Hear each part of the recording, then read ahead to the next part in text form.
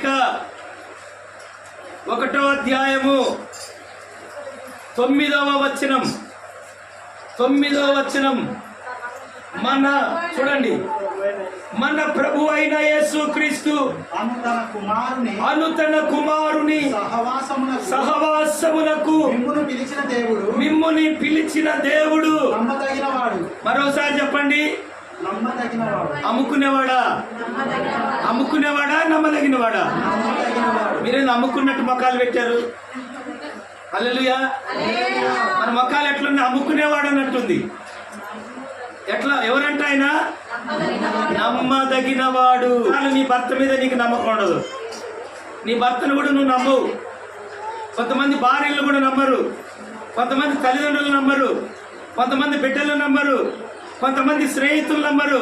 కానీ ఇక్కడ యేసుక్రీస్తు ప్రభు అంటున్నాడు, నిన్ను పిలిచిన దేవుడు ఎవరట? నమ్మదగినవాడు. చెప్పండి, యేసుక్రీస్తు ప్రభు నమ్మొచ్చా?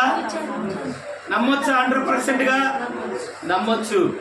కానీ ఈరోజు నేను ఒక మాట, నీ భర్తను నమ్మొచ్చా అంటే ఏమో పాస్టర్ గారు చెప్పలేము. ఆయన ఎప్పుడు ఎలా ఉంటాడో తెలియదు. గట్టిగా చెప్పండి, ఆయన ఎప్పుడే మూడ్లో ఉంటాడో, ఎప్పుడేం మాట్లాడతాడో, ఎప్పుడు ఎలా తయారవుతాడో మనకు తెలీదు. మరి నీ భార్యను నమ్మచ్చు ఏమో పాస్టర్ గారు, కొద్దిగా లేచిన బాణుడు సాయంత్రానికి ఏ రూపం ఎత్తుతో తెలీదు. దేవుని స్తోత్రం చెప్పండి.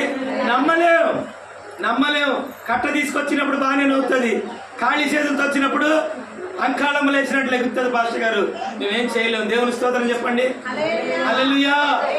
ప్రియమైన దేవుని బిడ్డలారా, గమనించండి, ఎప్పుడు మనుషులు ఎలా తయారవుతారు ఎవరు కూడా చెప్పలేరు.